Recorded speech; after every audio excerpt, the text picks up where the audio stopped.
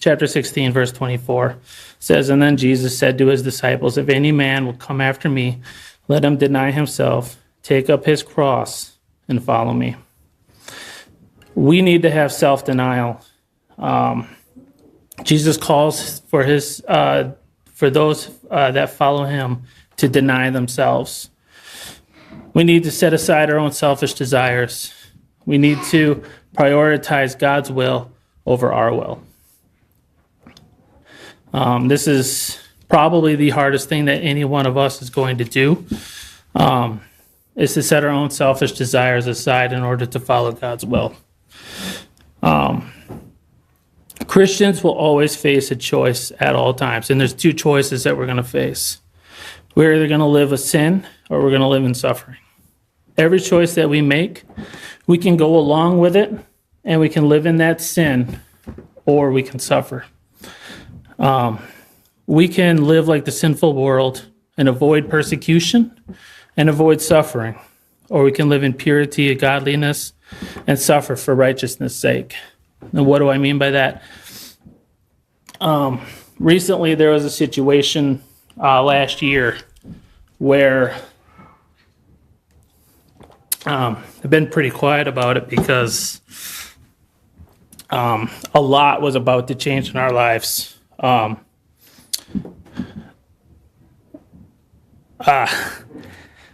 So at my job, there was some situations that came up where I made a few mistakes. It happens. One of them might have been a $10,000 mistake. Anyway, so I made some mistakes, but I always fessed up to them. I took whatever coachings, write-ups came my way. Didn't have a problem with it. I knew I messed up. It is what it is. But then came the month of June, and we got bombarded with a whole bunch of pride stuff at my job happening in this year. And there was a situation where, people were upset. I have wore my faith on my sleeve at my job. I wear my faith on my sleeve every single day when I go in there. People know who I am, what I stand for. And next thing I know, there are some Facebook posts from our distribution center talking about how the LGBTQIA2 plus community needed to have equal rights, same rights as everybody else, all this stuff. And I know the person posting it is an ally of the LGBTQIA2 plus community. And I asked them on our Facebook page, which I probably shouldn't have done, I was asking what rights I had that they did not have. That's all I asked. And I watched as people liked the comment that I posted, but I never got an answer. But over time, those other likes went away. People started unliking what I said, and all of a sudden I was all alone, which is fine. I didn't care. I said what I said. I asked a question, and it never got answered. Fast forward, some other mistakes came my way. Things happen. And we have a sheet called a personal tracking log. Tracks all of our mistakes. They wipe clean after a while, but they're on there. And I only get a certain amount before I'm in a lot of trouble. So what happened was they started to get categorized in one particular category, which was getting me more and more and more in trouble. I talked to my operations manager about it. He said he was going to talk to the other department, which were finding these mistakes, and they would take care of it. They would categorize them where they needed to be categorized, which would take pressure off of me, and I wouldn't be so far down the road. This was all agreed to on a Friday. I was fine. Everything was fine. I came in Tuesday, and I was told there was a certain person that blocked it in our human resources department. This is the same person that made the Facebook post. It's the same person as an ally of the LGBTQIA2 plus community. And nothing was said. Everything was understood that she was not going to let me get away with anything. She was not going to cut me any breaks. So we devised another plan. I would move out of my current position to another one till everything fell off. We would regroup after that. And then that went super duper duper smooth until one day I got slammed into by another forklift. God was watching out for me because that could have been a very serious injury. But that incident put me in a position where I could have lost my job because of the position I was in before. And luckily for me, and to show you how how hard-headed I can be, there were the person that hit me was from another department, so both of our coaches were together to figure out what happened. We're both at fault, so I'm getting wrote up again for it. And God, I believe God had sent me 3 different people to tell me everything was going to be okay, because my boss, the boss in the other department, even the guy in the maintenance department that wanted to check out my forklift, everyone told me everything was going to be fine. And I was like, you guys don't understand what's going on. So I was in a pretty bad way. But I prayed, and I prayed, and I prayed. And I prayed, and I told God, I said, none of this matters to me anymore. I'm done. I said, I'm not going to bow. I'm not going to bend the knee to anyone. I'm not going to bend the knee to this Pride Month or this LGBTQIA2 plus stuff. I bend the knee to one person, that's Christ. It's the only person I bend the knee to. Whatever your will is for me, it's fine. I had complete peace about it. I believe that all of that was sent my way because I always said, whatever happens is God's will. I will follow his will, and I'll always put trust in him. I believe he sent all that my way to see if I was telling the truth or if I was just talking. I was expecting to be walked out. I figured I'd have a new job in no time, so I didn't care. Instead of all that, my operations manager went to bat for me with our general manager, pointed out all the suspicious write-ups that I had been getting. They wiped half of them clean, so I didn't have to worry about a single thing. And that was a gift from God that I got. But I believe I got that because I had the attitude of Christ, and I wasn't willing to bend the knee to anyone else but him. That I was going to, and I was talking to another friend of mine who I work with, who's a Christian. He was talking about how I was targeted, and this is persecution. I don't want to call it persecution. All I was going to do was lose my job. It would have been a huge change for us. I've been there for almost 20 years. But I don't call it persecution. I would never call it that because I could find another job. It's no big deal. But because I had the attitude of Christ, and I had the right state of mind and the right attitude, and I gave everything I had to God's will, I believe that God watched out for me and helped me in that situation. And that's what we need to do. We have 2 choices. I could have went with the apology route. I could have deleted my post. I could have backed off like everyone else who supported me but didn't want to be seen supported me. I could have backed off like they did, but I refused. And that's what we need to do as Christians. We're going to have 2 things in our life. There's going to be always 2 decisions. Are we going to avoid persecution and fall to sin, or are we going to be persecuted for righteousness' sake? And that's the route I chose, and talked it over with my wife to make sure she knew what was going on. And she was fine with my decision after I explained it to her. But we always have to have the right attitude when walking into that situation. Verse 2, arm yourselves with the right ambitions. Verse 2 says, that no longer should I live the rest of the time in the flesh or the lusts of men, but to the will of God. Life is short, guys. Life is short. We don't have a lot of time on this earth. And if you guys want to hear something really depressing that I just found out, that I should have figured out a long time ago, life expectancy is only 76 years.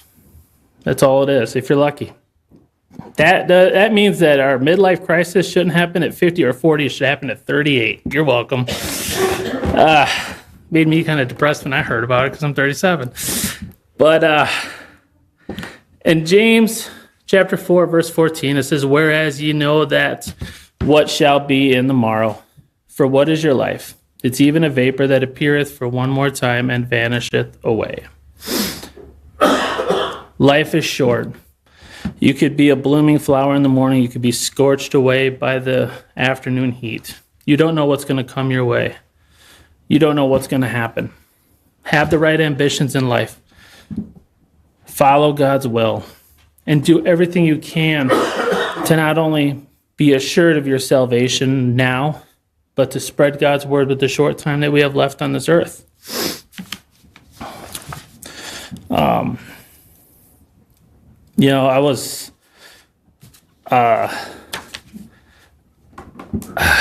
was thinking the other day of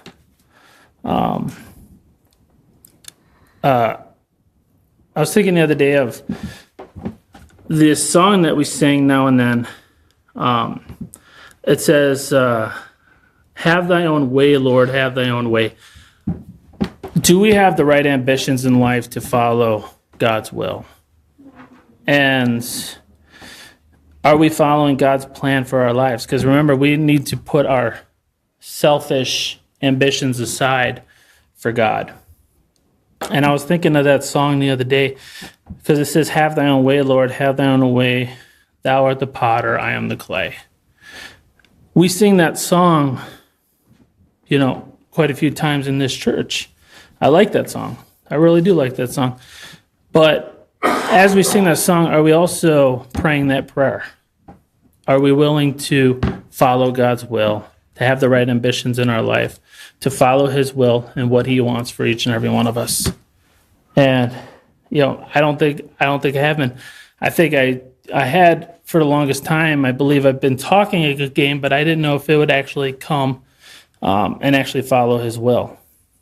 And I've gotten to the point in my life where whatever he wants from me is going to happen. I don't care where I end up. I don't care what I do. As long as I believe that I'm following his will, that's all I want. The third point is found in verse 3, and it says, "Arm yourselves with the right activities. For the time of past in our life may suffice us to have wrought into the will of the Gentiles, for when we walk in lasciviousness, lust, excess of wine, revelries, banquetings, and abominable idolatries." Verse 3 gives us 6 examples of what Christians should avoid. And it's not the only 6, but they're very serious 6. Lasciviousness is lewdness of any kind. Excessive sexual indulgence, lack of restraint, provocative actions, moral corruption. That's all lasciviousness. Lust are the gratifications of unlawful appetites of any kind as well. Excess of wine or drunken, it should be defined as drunkenness, because that often leads to the weakening of willpower and the yielding of immorality.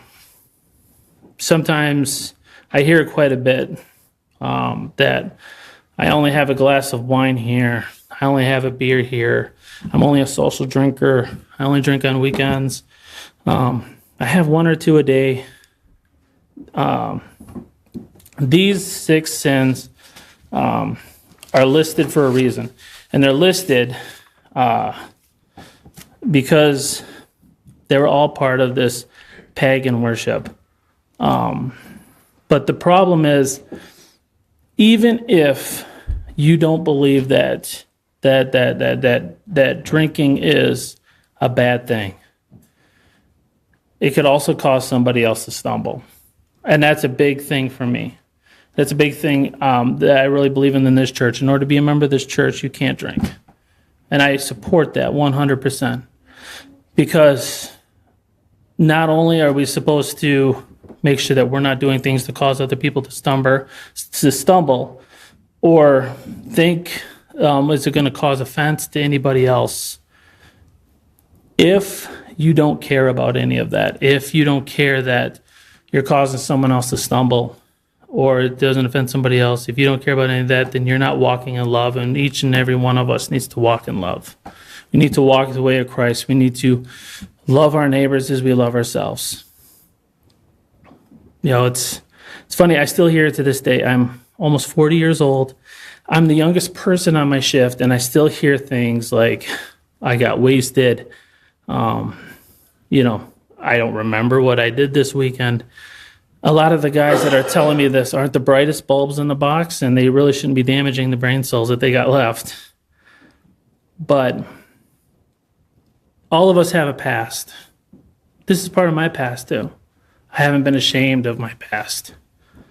I drank a lot for a while. The best day of my life is when I gave my life to Christ. I asked him to save me, and he did. The second best thing that happened to me was after Andrew was born, because I asked him to take the alcohol away, and he did. And I've been clean ever since. I haven't had a drop ever since. He's willing to do that for you, and it's the best thing that's ever happened to me. We need to make sure that we are watching out for one another. We need to make sure that we're watching out not just for fellow Christians, but those around us that could stumble as well.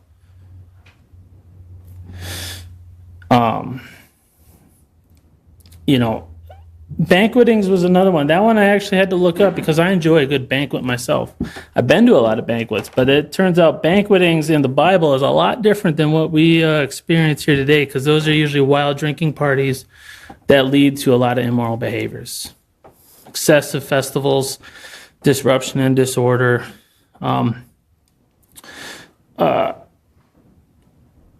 public drunkenness. I actually heard a story. I don't know if it's true. I want it to be true, but I don't want it to be true. When Andrew Jackson got into the White House, they had a massive party. And people were coming from all over the place, and that's when you could get in the White House without any issue. And people were coming in, they were drinking a lot, they were getting drunk, and they were destroying the White House. And the servants at the White House got the idea if they threw the booze outside, then the alcoholics would follow it. They could lock the doors behind them, and they could stop all the mess. So they threw all the booze outside, they took it out the front door, and they got it out of the White House. And the story is the President of the United States, Andrew Jackson, jumped out the window as they did this. That's what banqueting is all about. That's what one of these 6 sins is all about. That's mentioned here. Abominable idolatries refers to practices or acts of worship that are considered detestable or abhorrent to God. It's just not idolatries. We're talking about abominable idolatries. We're talking about sacrifices to false gods. And the word abominable is also associated with the word illegal. So a lot of the stuff that they were doing were also illegal, but it was being done behind closed doors. One of the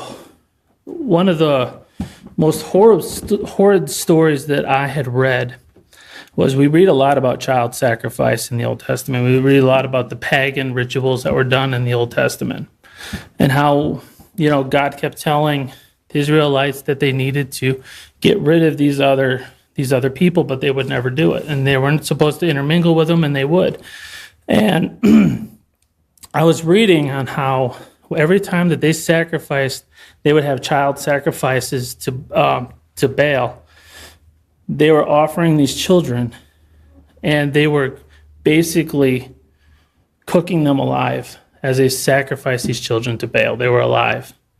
And they would play flutes and instruments not to celebrate this false god, but to drown out the sounds of the children screaming as they were sacrificed. That's what this is talking about. Abominable idolatries. Revelings, drunkenness. This is all immoral behavior that not only should we not be a part of, but we should ask people that we love and ask people in our communities not to be a part of.